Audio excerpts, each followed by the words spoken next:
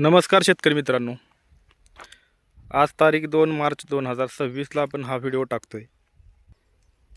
आतापर्यंत जर पाहिलं आपण तर आपण बऱ्याच पिकांचा अंदाज दिलेला होता. एकाच पिकावर अवलंबून न राहता आपण अशा भरपूर पिकांचा 10 ते 15 पिकांचा अंदाज दिला होता. काही पिकांत थोडासा मागे पुढे झाला, परंतु आपले अंदाज बऱ्यापैकी तंतोतंत आल्याचेही आपण पाहिले. परंतु मागील काही दिवस झाले आपण सोशल मीडियावरती बाजारभावाबद्दल व्यक्त झालो नाही. कारण मधला जो काळ होता तो थोडासा कमी बाजारभाव होता आणि बऱ्याच पिकांना मंदीचा काळ होता आणि आपण सांगितलं होतं की येणारा काळ हा मंदीचा असेल, हे आपण बऱ्याच दिवसापासून सांगत होतो. आणि पुढील वाटचालीसाठी आपण जो एक रोडमॅप होता आपला, जो लागवडीचा टप्पा होता, ह्याबद्दलही माहिती आपण बऱ्यापैकी नोव्हेंबर-डिसेंबर महिन्यातच दिली होती. त्यामुळे पुढे सांगण्यासारख्या अशा काही वेगळ्या गोष्टी नव्हत्या. ज्या सांगायच्या होत्या त्या आपण नोव्हेंबर-डिसेंबरमध्ये सांगितल्या होत्या. आपण नोव्हेंबरमध्ये टोमॅटो आपला 20 मार्च लागवडीसाठी काळ दिला होता. 20 मेला बाजारभाव सुधारायला सुरुवात होतील व 10 जून ते 25 जुलै चांगले बाजारभाव असतील, हा पण त्यावेळेसच सांगितलेला अंदाज होता. त्यानंतर झेंडू असेल, काकडी असेल, कलिंगड असेल, अशा बऱ्याच पिकांचा, हिरवी मिरची, ढोबळी मिरची. आता झेंडू पिकाबद्दल जर बोलायला गेलं आपण तर झेंडूचे बाजारभाव 20 फेब्रुवारीला कमी येतील असा आपला अंदाज होता.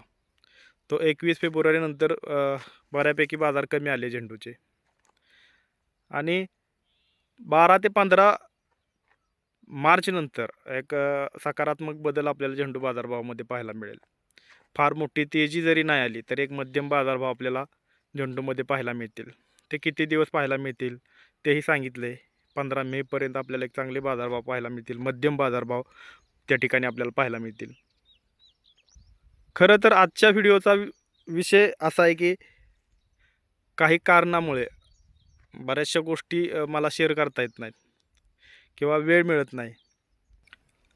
काल आमचे मित्र ज्यांचं शेती क्षेत्रात एक नवीन नाव उभं राहते, एक चांगलं काम त्यांचं चालू आहे, त्यांचं नाव लखन माने. त्यांचा कार्यक्रम होतो आहे 11 तारखेला. 11 मार्चला त्यांचा कार्यक्रम बेगमपूर येथे होतो आहे. त्यांचं लोकेशन तुम्हाला टाकलं जाईल. कार्यक्रमाची वेळ किंवा कार्यक्रमाच्या बद्दलची माहिती ही तुम्हाला मी आल्यानंतर पाठवेल. त्या कार्यक्रमाला मी 11 तारखेला येतो आहे. बऱ्याच शेतकऱ्यांची इच्छा होती भेटायची किंवा बोलायची, परंतु कामामुळे मला फारसा वेळ देता आला नाही. परंतु 11 मार्चला बेगमपूर येथे मी सकाळी 11 वाजता येईल. दिवसभर तिथे असेल. ज्यांना कोणाला भेटायचं असेल तर तुम्ही तिथे येऊ शकता. तिथे सविस्तर चर्चा आपण करणार आहोत पीक लागवडीबद्दल. बाजारभावाची तेजी मंदी असेल आणि त्यामध्ये आपले जवळपास 10 ते 15 पिकं आहेत. त्या पिकांना अगदी 11 मार्च ते 15 मेपर्यंत, 11 मार्च ते 15 मेपर्यंत जवळपास 60-65 दिवसांसाठी कोणत्या पिकात लागवडीला चांगली संधी असेल, या सर्व गोष्टी आणि त्यासोबतच त्या पिकांना काय अडचणी येतील, उच्चांकी उत्पादनासाठी काय करावं लागेल, कसं नियोजन करावं लागेल, लागवडीपूर्व नियोजन व लागवडीनंतरचं नियोजन काय असेल, जास्तीत जास्त उत्पादन घेण्यासाठी काय करावं लागेल, आपल्या चुका कुठं होत्यात, आपण काय टाळलं पाहिजे, अशा असंख्य गोष्टी आपण तिथं सांगणार आहोत. आणि तुमचे जे काही प्रश्न असतील ते प्रश्न आपण तिथं सोडवण्याचा प्रयत्न करणार आहोत. बाजारभावाचा अंदाज देताना आपण त्या ठिकाणी टोमॅटो असेल, तुम्ही ही पिकं नोट डाऊन करू शकता. पहिलं पीक आपलं म्हणजे सर्वांचं आवडतं पीक हे टोमॅटो. आता जर बघितलं तर सोशल मीडियावरती अनेक बाजारभाव अभ्यासक आहेत. मित्रांनो, मी बाजारभाव अभ्यासक नाही आहे. मी माझा अनुभव तुमच्याशी शेअर करत असतो. जेव्हा एखादा नवखा शेतकरी एखादी गोष्ट सांगत असतो त्यावेळेस त्याच्याकडून ऐकून घेण्याची सुद्धा ऐपत आपण कपॅसिटी आपण ठेवली पाहिजे. कारण एक गोष्ट आपण नेहमी लक्षात ठेवायची की आपल्याकडं काहीतरी वेगळं असेल तर समोरच्याकडं काहीतरी वेगळं असतं. आणि ज्यावेळेस आपली चर्चा होती त्यावेळेस आपल्याला त्याच्याकडून काहीतरी वेगळं मिळतं आणि आपल्याकडून त्याला काहीतरी वेगळं आपण दिलं जातं. त्यामुळे तिथं आपली पहिली जी चर्चा होईल ते टोमॅटो पीक बाजारभाव आणि त्यानंतर त्यामध्ये आता लागवडी उन्हाळी हंगामासाठी लागवडीला येणाऱ्या अडचणी आणि घ्यावयाची काळजी ह्या गोष्टींवर आपण तिथं चर्चा करणार आहोत. 2 नंबरला पीक असेल ढोबळी मिरची, त्यानंतर हिरवी मिरची, फ्लावर, कोबी, झेंडू आणि त्याचबरोबर एक वेगळा प्रयोग म्हणून कलर शिमला थोडंसं खर्चिक पीक असतं त्याबद्दलही माहिती देणार आहोत आपण. आले असेल, भोपळा, दोडका, कलिंगड आणि काकडी अशा 12 पिकांवरती आपण तिथं एक माहिती देणार आहोत. 12 पिकांना लागवडीसाठी योग्य वेळ आपण तिथं देणार आहोत. आत्ता जर बघितलं तर टोमॅटो पिकाकडं जास्त कल शेतकऱ्यांचा दिसतोय. सोशल मीडियाचा थोडासा जास्त प्रभाव टोमॅटो पिकावरती पडताना दिसतोय. कदाचित एक वेळ अशी येईल की टोमॅटो करून बाकी पिकांकडं थोडंसं दुर्लक्ष होऊ शकतं. त्या गोष्टी काय घडू शकतात ह्याही गोष्टी आपण त्यावेळेस त्यातील 11 मार्चला त्या ठिकाणी सांगणार आहोत. सोशल मीडियाचा काय प्रभाव पडतोय, त्यामुळे आपल्याला काय नियोजन करायचं आहे. सोशल मीडियावरती घडणाऱ्या प्रत्येक गोष्टीचा तोटा हा आपल्याला होतो, परंतु आपल्याला कुठल्या मार्गाने जायचं हा मार्ग आपल्याला त्यावेळेस निवडता आला पाहिजे. सोशल मीडियावरच्या घडणाऱ्या गोष्टींमुळे तोटा जर होत असेल तर त्याचा आपल्याला फायदासुद्धा घेता आला पाहिजे. जर टोमॅटोकडं गर्दी होत असेल तर दुसरी पिकं असतील की त्यांच्याकडं कोणी लक्ष देत नाही, ते पिकं एकांत पडली जातात, त्या पिकांकडं अजिबात गर्दी नसते, अशी पिकं आपण त्यावेळेस तिथे निवडू. आजही काही शेतकरी आता जस्ट 1 मिनिटापूर्वी मला फोन आला, व्हिडिओ पॉज केला होता मित्रांनो.